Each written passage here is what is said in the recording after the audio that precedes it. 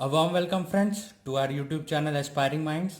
आज हम लोग एक नया टॉपिक स्टार्ट करने जा रहे हैं, एटॉमिक एंड न्यूक्लियर फिजिक्स।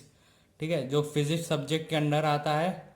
हमारा फोकस जो कि कम्पिटिटिव एग्जामिनेशंस में जनरल नॉलेज जो आपका टॉपिक रहता है, राइट, जो आपका एक सेक्शन रहता है जनरल नॉलेज, उनके अंडर में कि फिजिक्स केमिस्ट्री और क्या बोलते हैं बायोलॉजी जैसे सब्जेक्ट से क्वेश्चंस आते हैं, उनके इनके अंडर जो फिजिक्स के अंदर टॉपिक आते हैं, केमिस्ट्री के अंदर टॉपिक आते हैं, उनके अंदर सब्जेक्ट आते हैं। तो उसी को एम में रखते हुए एग्ज़ाम जैसे कि एसएससी, सीपीओ, सीजीएल, सीएचएसएल को एम में रखते हुए हम लोग ये पढ़ रहे हैं, राइट। तो हम लोग ने पिछले टॉपिक पढ़ चुके हैं, वर्क, पावर, एनर्जी, वो भी आप देख सकते हैं, लिंक डिस्क्रिप्शन में दे दिया जाएगा, राइट। तो चलिए स्टार्ट करते हैं कि एटॉमिक फिजिक्स। तो एटॉमिक फिजिक्स एक्चुअली है क्या? एटॉमिक फिजिक्स है एट जैसा कि आप जानते हैं कि एटम जो होता है, atom is the smallest part of a matter which take part in a chemical reaction. तो जो एटम होता है वो सबसे स्मॉलेस्ट पार्ट होता है किसी भी एटम का, किसी भी मैटर का, किसी भी मैटर यानी कि जो भी चीज एक केमिकल रिएक्शन में होती है, जैसे कि कोई एलिमेंट होता है, राइट। तो उसका सबसे स्मॉलेस्ट जो पार्ट होता है उसे कहते हैं हम लोग एटम। ठीक है, एक atom is the smallest part of a matter, right, which take part in a chemical reaction. Atom of same element are similar in mass, size and characteristic. तो किसी भी सेम एलिमेंट के एटम, जो कि देखिए एलिमेंट क्या होता है, दो एटम या दो चीजों से बना कोई सब्सटेंस कह लीजिए। ठीक है, तो क्या होता है कि एटम ऑफ सेम एलिमेंट, ठीक है, दो एलिमेंट अगर सेम है तो उनके एटम भी सिमिलर होंगे। किसमें? उनकी मास, उस एटम का मास सिमिलर होगा, साइज सिमिलर होगा, और जो भी कैरेक्टरिस्टिक्स होगी वो सिमिलर होंगी, right. Atom has three fundamental particles. तो एटम में तीन फंडामेंटल पार्टिकल्स होते हैं। क्या होते हैं? Proton, neutron and electron. ये तीन फंडामेंटल पार्टिकल्स होते हैं, proton, neutron and electron, right. एक मिनट।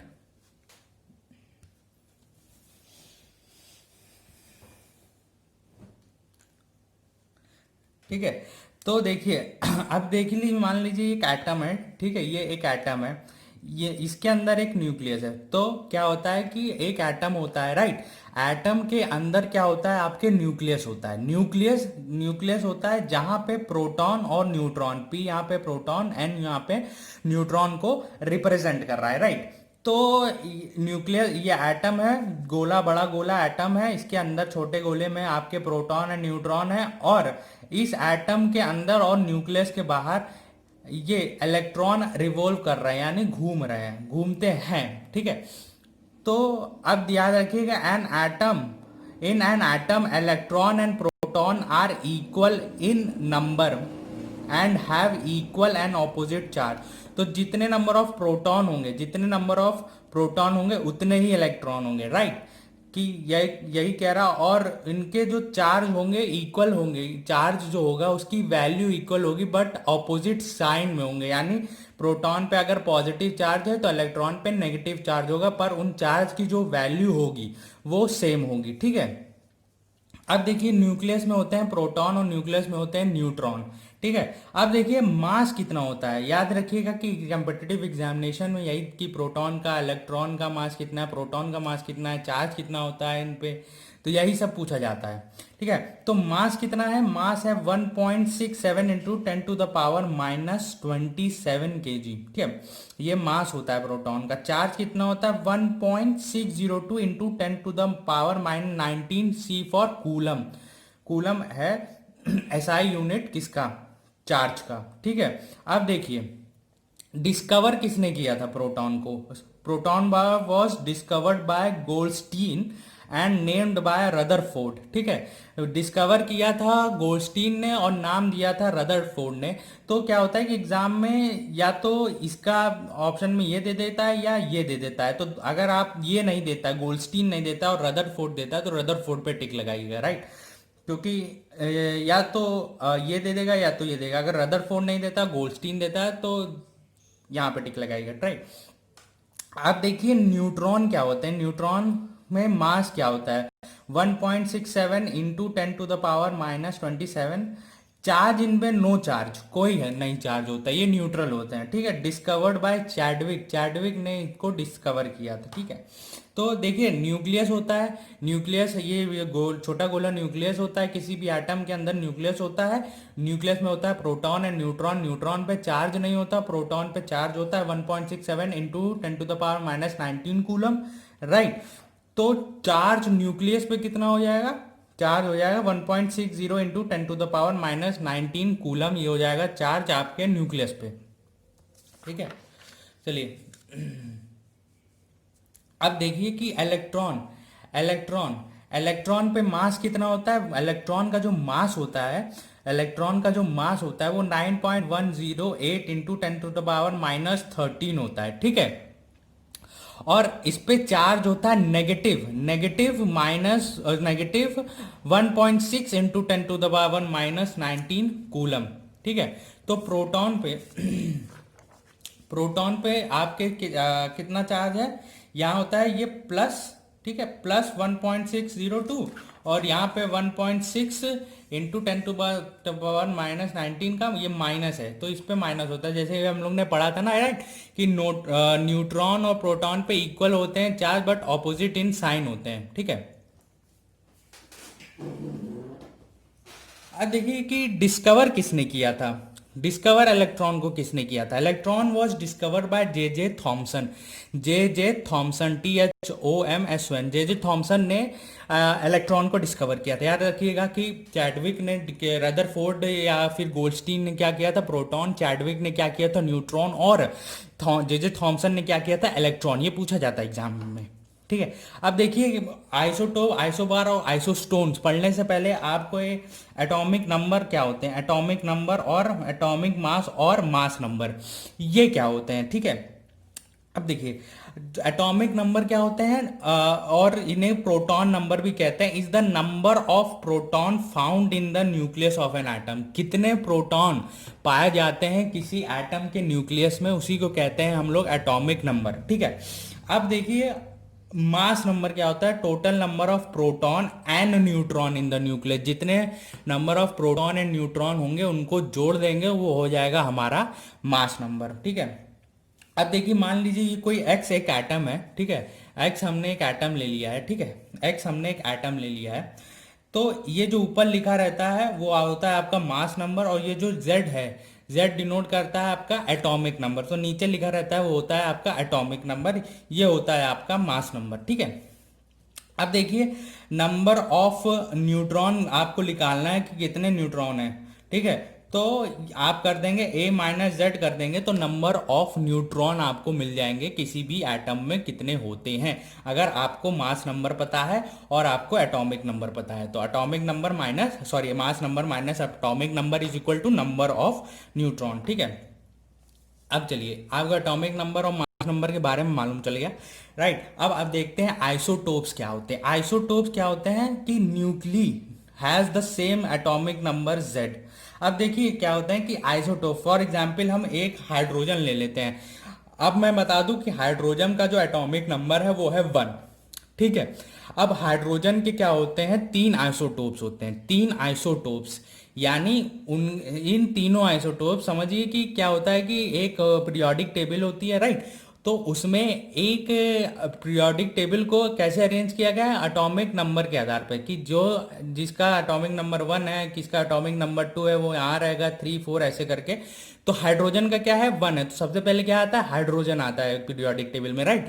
तो क्या होता है कि अब जो हाइड्रोजन है उसके 3 आइसोटोप्स, मतलब कि उसी के 3 तरह के एक क्या बोलते हैं एटम होते हैं जिनका एटॉमिक नंबर सेम होता है, ठीक है, एटॉमिक नंबर सेम है बट मास नंबर दूसरा है, ठीक है।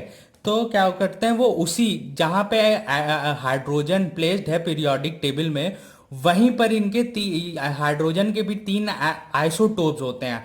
तो आइसोटोप्स का बेसिकली मतलब होता है कि nuclei has the same atomic number, यानी इन सबके, देखिए हाइड्रोजन के आइसोटोप्स क्या है, पहला है प्रोटियम, PROTIUM, ठीक है। तो इसको 1 H 1 एच वन अपॉन 1/1 से डिनोट करते हैं, मतलब ये हो गया आपका मास नंबर, ये हो गया आपका एटॉमिक नंबर, ठीक है। तो अब तीन है, एक है प्रोटियम, एक है डिटेरियम, DEUTERIUM डिटेरियम, एक है ट्राइटेनियम। तो ये क्या है, तीन है आइसोटोप्स ऑफ हाइड्रोजन है, ठीक है। तो ये जो नीचे हैं ये सबके मास एटॉमिक नंबर सेम है, बट मास नंबर में फर्क है। तो मास नंबर में क्यों फर्क है, क्योंकि आप जानते हैं कि मास नंबर क्या होता है, मास नंबर होता है number of proton plus number of neutron. तो इस आइसोटोप में, जो कि ये प्रोटियम आइसोटोप है, उसमें क्या होते हैं कि नंबर ऑफ प्रोटॉन जो होते हैं, सॉरी नंबर ऑफ न्यूट्रॉन जो होते हैं जीरो होते हैं इसमें, और नंबर ऑफ न्यूट्रॉन जीरो होते हैं इसमें, और प्रोटॉन आपका वन है, तो इसलिए इसका मास नंबर वन है। इसमें क्या होता है, नंबर ऑफ न्यूट्रॉन जो है वो क्या है, वन है, नंबर ऑफ प्रोटॉन वन है, इसलिए मास नंबर टू है। इसमें क्या है, नंबर ऑफ न्यूट्रॉन जो है वो टू है, और नंबर ऑफ प्रोटॉन क्या है, वन है, तो इसीलिए इसका मास नंबर थ्री है। तो ये तीन है, प्रोटियम, डिटेरियम और ट्राइटेरियम, ये है आइसोटोप्स ऑफ हाइड्रोजन। आइसोटोप्स यानी इन सब का एटॉमिक नंबर सेम है, देख सकते हैं इसका भी वन है, इसका भी वन है, इसका भी वन है, पर इनके मास नंबर अलग हैं, इसका वन है, इसका टू है, इसका थ्री है। ये सब है हाइड्रोजन के एटॉमिक नंबर, राइट। तो ये हाइड्रोजन की सॉरी आइसोटोप्स हैं, ठीक है। हाइड्रोजन का क्या नाम एटॉमिक नंबर है, हाइड्रोजन का एटॉमिक नंबर वन है, ठीक है। वैसे ही आइसोबार्स क्या होते हैं, जिसके एटॉमिक नंबर डिफरेंट होते हैं। यानी क्या होगा कि जैसे कि मान लीजिए फॉर एग्जांपल कोई एक्स एलिमेंट है, उसके आइसोबार्स हैं, तो उन आइसोबार्सों का सबका अपना अपना एक अलग एटॉमिक नंबर होगा, बट उनके जो मास नंबर होंगे वो सेम होंगे, ठीक है। और आइसोटोन्स क्या होते हैं, तो यही ऐसे एग्जाम में पूछेगा कि आइसोबार्स में क्या सेम होता है, एटॉमिक नंबर की मास नंबर, ठीक है। तो आप कहेंगे क्या होता है, मास नंबर सेम होता है, राइट।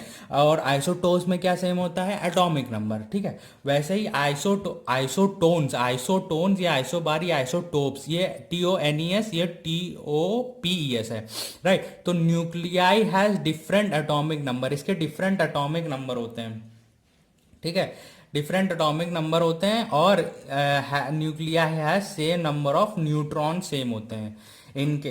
जो भी कोई मान लीजिए एक्स एलिमेंट है, उसका कोई आइसोटोन्स हैं, ठीक है, तो क्या होगा उसमें, क्या एटॉमिक नंबर जो होंगे वो डिफरेंट होंगे, और उनमें क्या सेम होगा, नंबर ऑफ न्यूट्रॉन्स, ठीक है, राइट। अगर ये समझ में आ गया तो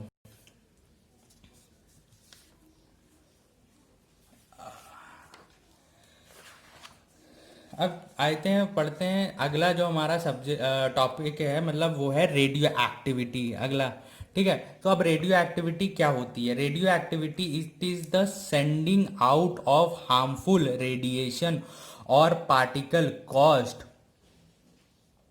when atomic nuclei break up spontaneously. यानी क्या होता है कि रेडियो एक्टिविटी क्या होती है कि एक हार्मफुल रेडिएशन निकलती है जब कोई एटम की, जो एटम में न्यूक्लियस होता है, ठीक है, न्यूक्लियस या न्यूक्लियाई कह सकते हैं, ठीक है, न्यूक्लियस या न्यूक्लियाई होता है।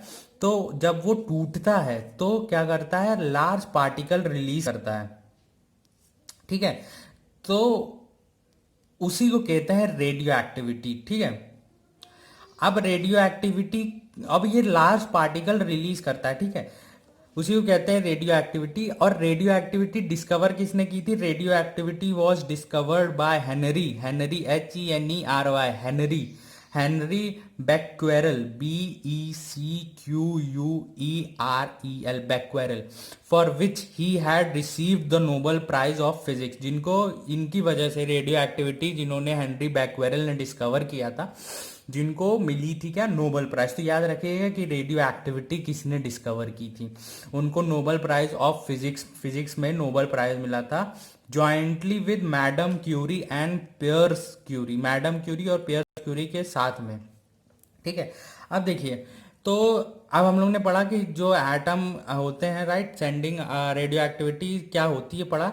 अब देखिए, न्यूक्लियस हैविंग अ प्रोटॉन 83 और मोर, तो जिस न्यूक्लियस में, जिस भी एटम के न्यूक्लियस में, ठीक है, 83 या उससे ज़्यादा प्रोटॉन होते हैं, वो क्या होते हैं, अनस्टेबल हो जाते हैं, ठीक है। जिनके में भी, जिस भी न्यूक्लियस में 83 या ज़्यादा प्रोटॉन होते हैं वो अनस्टेबल हो जाते हैं। They emit alpha beta and gamma particles. Alpha beta and gamma, ये ए बी और वाई नहीं है, ये अल्फा है, ये बीटा है, gamma particles and become stable. तो क्या करते हैं, जिनमें भी जिस भी न्यूक्लियस में 83 प्रोटॉन से ज़्यादा हैं वो अनस्टेबल होते हैं, इसलिए वो अल्फा गामा बीटा और गामा पार्टिकल्स एमिट करते हैं ताकि वो अपने आप को स्टेबल बना सके। ठीक है, तो these elements of such nucleus are called radioactive elements. तो इसी एलिमेंट्स को, उन एलिमेंट्स, ठीक है, उन एलिमेंट जिनमें ऐसे न्यूक्लियस होते हैं उसे, उस एलिमेंट को कहते हैं रेडियो एक्टिव एलिमेंट, राइट। तो जिस भी एलिमेंट के न्यूक्लियस में 83 या 83 प्रोटॉन से ज़्यादा होंगे तो वो अल्फा बीटा और गामा पार्टिकल्स एमिट करेंगे ताकि वो स्टेबल हो सके। तो उन्हीं एलिमेंटों को कहते हैं हम रेडियो एक्टिव एलिमेंट। ठीक है, radio active element and phenomena of immersion is called radio active. और इसी फिनोमिना को कहते हैं, इसी प्रकरण को कहते हैं रेडियो एक्टिविटी। ठीक है, अब देखिएगा प्रॉपर्टीज देखिए अल्फा बीटा और गामा की। तो अल्फा कहाँ से ओरिजिन होती, कहाँ उसका ओरिजिन होता है, न्यूक्लियस में, बीटा का भी न्यूक्लियस में, गामा का भी न्यूक्लियस में। ये नेचर देखते हैं, अल्फा का नेचर पॉजिटिव चार्ज होता है, बीटा नेगेटिव चार्ज होता है, गामा न्यूट्रल होता है। ठीक है, मास देखते हैं तो अल्फा का है 6.4 इंटू 10⁻⁻27 kg, इसका है 9.1 इंटू 10⁻⁻13 kg, और ये जीरो मास का होता है आपका गामा। ठीक है, तो चार्ज क्या होता है अल्फा पे +2 इलेक्ट्रॉन्स का, इस पे माइनस इलेक्ट्रॉन का, और इस पे जीरो चार्ज होता है गामा पे। ठीक है,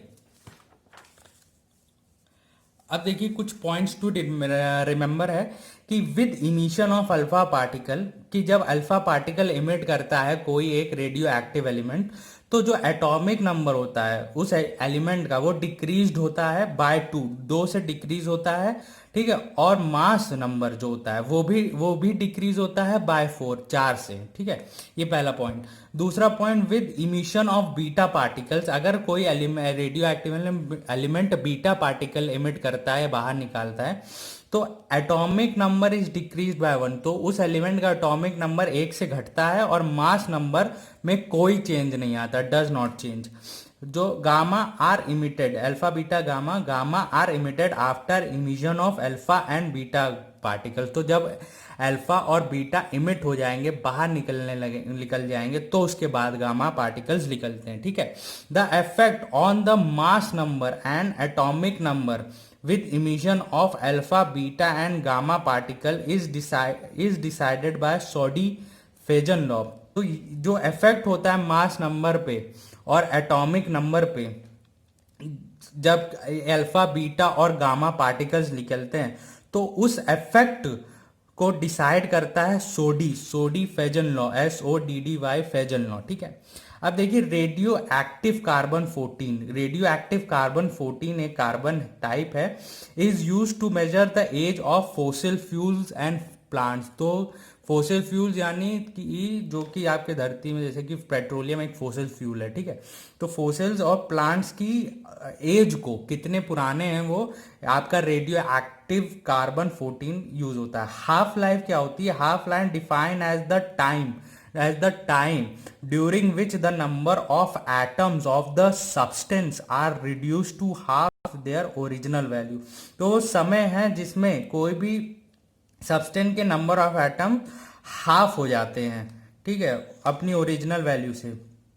अब याद रखिएगा कि यूनिट ऑफ रेडियो एक्टिविटी क्या है। तो पहली यूनिट होती है क्यूरी या होती है रदरफोर्ड, यह होती है यूनिट ऑफ रेडियो एक्टिविटी।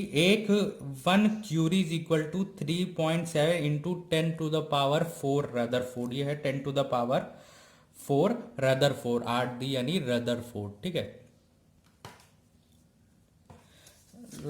अब आते हैं हम लोग कि नेक्स्ट टॉपिक जो है, नेक्स्ट टॉपिक है न्यूक्लियर फिजन। अब देखिए न्यूक्लियर फिजन और न्यूक्लियर फ्यूजन आपने सुना होगा, तो होते क्या है। ठीक है, the nuclear reaction in which heavy nucleus splits, एक ऐसा न्यूक्लियर रिएक्शन जिसमें एक बहुत ही भारी न्यूक्लियस 2 न्यूक्लियाई में बदल जाता है of equal masses, is nuclear fission. The energy released in nuclear fission is called nuclear energy. तो इसका क्या कह रहा है कि एक बहुत भारी, जैसे कि बहुत भारी न्यूक्लियस है, ये न्यूक्लियाई में बदल, मतलब कई दो से तीन न्यूक्लियाई में डिवाइड हो जाता है। और इक्वल मास, मतलब तीनों का जो मास है वो इक्वल होगा। अगर दो न्यूक्लियाई या तीन न्यूक्लियाई में डिवाइड होगा तो तीनों का मास जो है वो इक्वल होगा, ठीक है। तो अब देखिए प्रोसेस होता कैसे न्यूक्लियर फिजन का। तो एक न्यूट्रॉन है, एक न्यूट्रॉन को जब हम लोग किसी हैवी न्यूक्लियस पे में बम्बार्डमेंट कराते हैं, मतलब कि जोर से मारते हैं या जोर से ढके जाके उसको उस पे निशाना लगाते हैं किसी हैवी न्यूक्लियाइस पे, ठीक है। तो क्या होता है कि ये हैवी न्यूक्लियाइस ब्रेक होता है, ये इन दोनों न्यूक्लियाई में ब्रेक होगा, इन दोनों का मास जो है इक्वल होगा, और ये न्यूट्रॉन भी ब्रेक हो जाएगा छोटे छोटे न्यूट्रॉन में, ठीक है। ये पूरे न्यूट्रॉन में ब्रेक हुआ, ये न्यूट्रॉन इस न्यूट्रॉन में ब्रेक हुआ, और ये बड़ा न्यूक्लियस इन दोनों न्यूक्लियस में ब्रेक हुआ। तो इसी को कहते हैं न्यूक्लियर फ्यूजन, ठीक है। Fission, nuclear fission, FISSION, nuclear fission, ठीक है। तो ये है, मान लीजिए ये यूरेनियम का एक न्यूक्लियस है, इस पे हमने न्यूट्रॉन की बम्बार्डमेंट कराई, तो ये जो है ये फर्दर न्यूक्लियाई में डिवाइड हो गया, ठीक है। और एक क्यू, क्यू क्या है, एक एनर्जी रिलीज होती बहुत लार्ज अमाउंट में, the energy release in nuclear fission is called nuclear energy, और एक एनर्जी रिलीज होती है ये, और ये फर्दर न्यूट्रॉन जाता है, ठीक है। अब देखिए कि चेन रिएक्शन और अनचेन रिएक्शन का मतलब क्या है। चेन रिएक्शन का क्या मतलब है कि देखिए जब हमने न्यूट्रॉन को बम्बार्ड कराया न्यूक्लियस पे, तो वो न्यूक्लियस को डिवाइड किया, फर्दर न्यूट्रॉन भी खुद टूट जाते हैं, ठीक। फिर ये टूटते हुए न्यूट्रॉन फिर से इस पे रिएक्ट करते हैं, फिर से इस पे बम्बार्ड करते हैं, फिर इसको फिर दो भाग में तोड़ते हैं, दो से तीन भाग में, इसको भी दो से तीन भाग में, ठीक है। फिर जो न्यूट्रॉन निकला फिर उसको वो दो से तीन भाग में तोड़ेगा। तो ये होती है चेन रिएक्शन, ठीक है। इसी को कहते हैं चेन रिएक्शन, ठीक है। तो chain reaction controlled chain reaction होती, सॉरी अनकंट्रोल्ड चेन रिएक्शन और कंट्रोल्ड चेन रिएक्शन। तो अनकंट्रोल्ड चेन रिएक्शन में क्या होता है कि huge amount of energy get released in a short period of a time. तो जो कि चेन रिएक्शन जिसमें बहुत ही ज्यादा अमाउंट ऑफ एनर्जी रिलीज होती, बहुत ज्यादा, in short period of a time, कम समय में बहुत ज्यादा, उसी को कहते हैं अनकंट्रोल्ड चेन रिएक्शन, ठीक है। अब कंट्रोल चेन रिएक्शन क्या होता है, जिसमें एनर्जी जो रिलीज होती है वो स्लोली होती है, विदाउट एनी एक्सप्लोजन। तो जब इसमें रिलीज होती है ना एनर्जी, इसमें जब अनकंट्रोल चेन रिएक्शन में एक एक्सप्लोजन होता है, उसके साथ बहुत एनर्जी रिलीज होती है इन शॉर्ट टाइम। इसमें क्या होता है, एनर्जी बहुत ही स्लोली रिलीज होती है, ठीक है, और इसमें एक्सप्लोजन नहीं होता है। तो जो एटम बम होता है, atom bomb, it is an example of nuclear fission. Nuclear fission का ही एग्जाम्पल है एटम बम। उसमें बहुत large amount of energy release होती है, और बहुत ही वो है एग्जाम्पल है nuclear fission of uncontrolled chain reaction की, एक्सप्लोजन के साथ बहुत ही ज्यादा एनर्जी रिलीज होती है, ठीक है। तो आते हैं न्यूक्लियर फ्यूजन पे। न्यूक्लियर फ्यूजन क्या है, व्हेन टू और more light nuclei combine together to form a heavier nucleus, tremendous energy is released, this phenomena is nuclear fusion. तो वो क्या था, उसमें न्यूक्लियाई डिवाइड हो रहा था, न्यूक्लियर फिजन में जो है एक हैवी न्यूक्लियाई डिवाइड हो रहा था। इसमें क्या हो रहा है कि एक लाइट न्यूक्लियाई क्या हो रहा है, कंबाइन हो रहा है, combine to form a heavier nucleus, ठीक है। तो मान लीजिए ये एक H है, ये एक H है, एक ये क्या बोलते हैं, एक ये लाइट न्यूक्लियाई है, एक ये लाइट न्यूक्लियाई, ये बना देता है एक हैवियर न्यूक्लियस को, और एक 7.6 MeV क्या है, एनर्जी रिलीज होती है, ये एनर्जी है। तो अब देखिए points to remember, energy released by sun and other star is by nuclear fusion.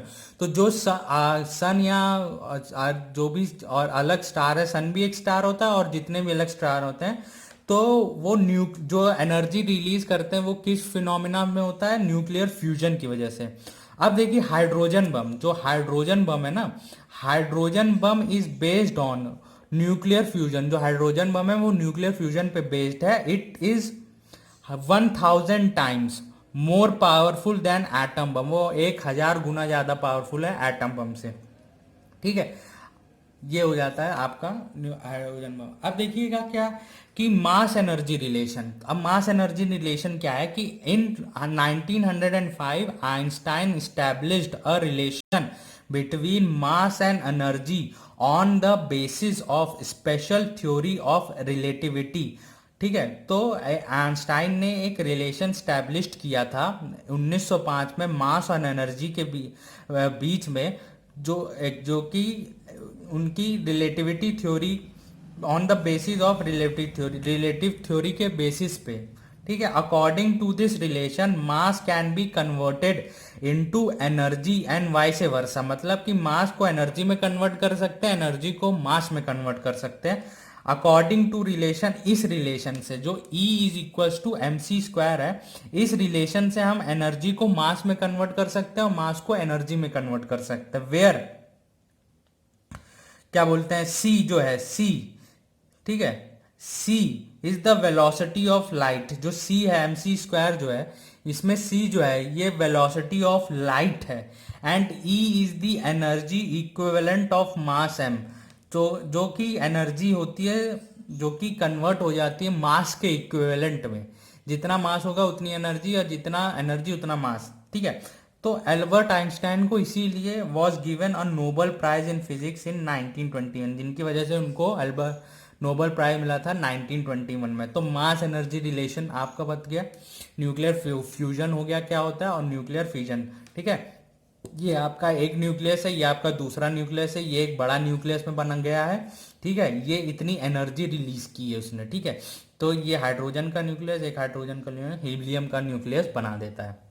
तो यही होता है आपका न्यूक्लियर फ्यूजन और फिजन पढ़ लिया, राइट।